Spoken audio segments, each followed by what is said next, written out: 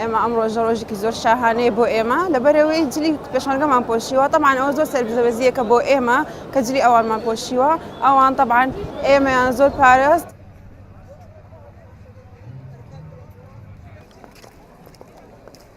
پێشمەرگەمان پۆشیوە پشتگیری بۆ ئەوان ناوەست بەڵام هێشتا ئەم جلە هێشتاکەم بۆ ئەوان دەستی یەکەیەکیان ئەکوشین ڕێز و خۆشەویستیمان بۆیان هەیە.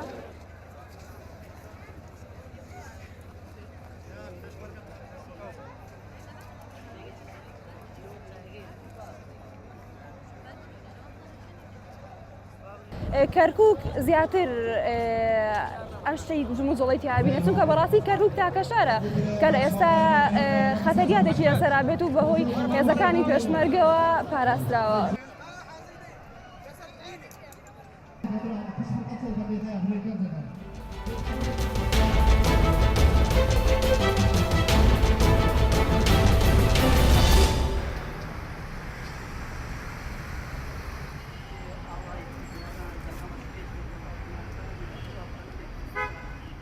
پیرۆزبایی ڕۆژی ئاڵای کوردستان لە هەموو کوردێک و لە هەموو گەلی کوردستان ئەەکەم.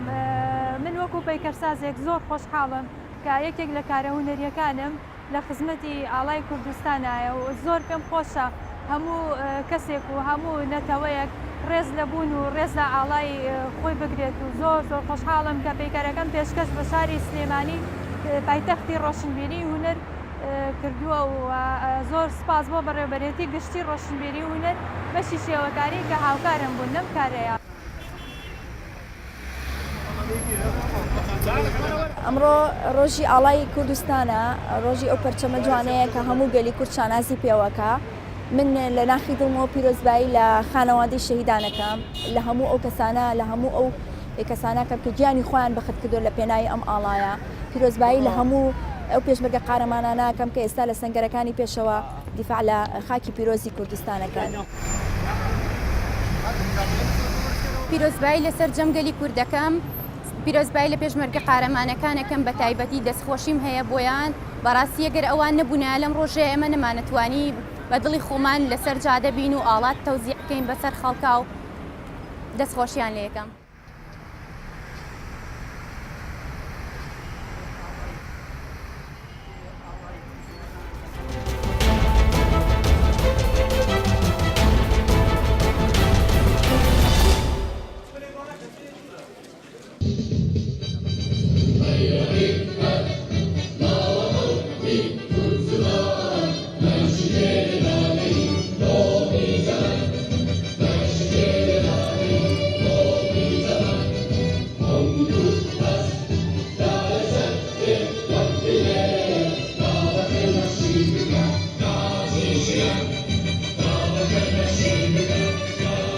أنا أوروكا هالكفتا رجاء على كردستاني پیروز باید خو آراسته همی کرده که دیگر هر جایی کی بیدن تایباتی خانواده شهیدان و پشمرگان قهرمان هوی خازن او آلایه ببیت آلایه دولت کردی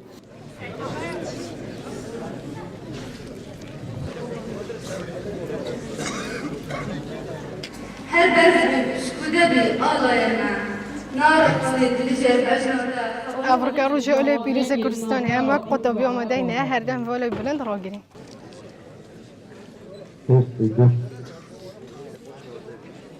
پیام من با افریقا با هر کردی که هر پارچه کردستان هر جایی که همیتن از این آلای بلند و بلند بنرخینید و بلند بده ناسین جبر کو کرد ام باش ناتین ناسین لتوای جهانه.